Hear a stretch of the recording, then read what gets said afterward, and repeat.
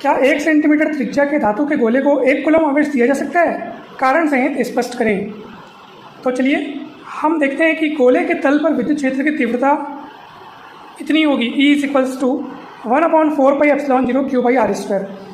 दोस्तों वास्तव में जब किसी धातु के गोले को, ठीक है, अब धातु क्या होता है? विद्युत का सुचालक, है ना भाई। तो जब भी किसी हम चालक गोले को आवेश देते हैं तो हमेशा याद रखिएगा वो आवेश सदैव उसके बाहरी पृष्ठ पर रहता है, अंदर कोई आवेश नहीं रहता है। दोस्तों भले ही आपको ये परफेक्ट गोला न नज़र आए क्योंकि हाथ से बनाया गया है, फिर भी आप इसे परफेक्ट गोले के रूप में समझें। तो इसको जब भी हम धनावेश देंगे तो ये केवल कहाँ रहेगा? बाहरी पृष्ठ पर रहेगा, अंदर इसके कोई भी आवेश नहीं रहता, इसलिए इसके अंदर विद्युत क्षेत्र की तीव्रता 0 होगी, केवल बाहरी पृष्ठ पर आवेश रहता है। ठीक है।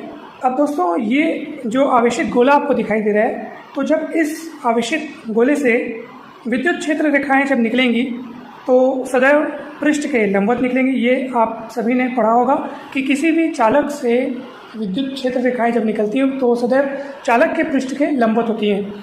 वास्तव में वो पृष्ठ से ही निकलती है, अंदर में क्योंकि आवेश ही नहीं है। चालक के अंदर में जब आवेश ही नहीं है तो कोई विद्युत क्षेत्र ही नहीं है, तो विद्युत क्षेत्र रेखाएं भी नहीं होंगी। तो ये क्षेत्र रेखाएं पृष्ठ से ही निकलती हैं और पृष्ठ के लंबवत होकर निकलती हैं। तो इस चीज़ को आप लोग हमेशा ध्यान रखिएगा कि ये सदैव 90 अंश का कोण बनाते हुए निकलती है। 90 अंश का कोण, 90 अंश का कोण, 90 अंश का कोण। ठीक है।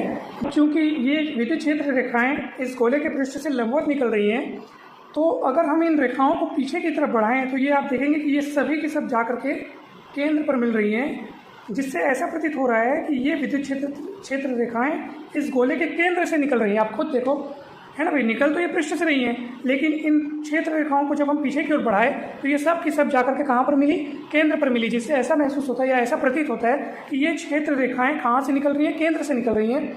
इसलिए इस गोले के पृष्ठ के संपूर्ण आवेश को केंद्र पर केंद्रित माना जा सकता है। और मान लो इस गोले की त्रिज्या अगर r है तो संपूर्ण आवेश को केंद्र पर केंद्रित मान लेने के बाद इस आवेश से r दूरी पर अर्थात गोले के पृष्ठ पर, r दूरी पर अर्थात गोले के पृष्ठ पर विद्युत क्षेत्र की तीव्रता कितनी होगी? तो वो इतनी होगी। E = ये देखो, ये जो विद्युत क्षेत्र की तीव्रता है ये आखिर सूत्र कैसे आया? तो आपने पढ़ा था कि भाई अगर कोई Q आवेश रखा है तो उससे r दूरी पर कोई बिंदु P है, उस पर विद्युत क्षेत्र की तीव्रता का सूत्र ये होगा, है ना भाई। तो अभी आपको ये बात डाउटफुल लग सकती है कि आवेश तो खुद पृष्ठ पे है, तो ये गोले के तल पर विद्युत क्षेत्र की तीव्रता का सूत्र ये कैसे आया, ये कैसे तैयार हुआ?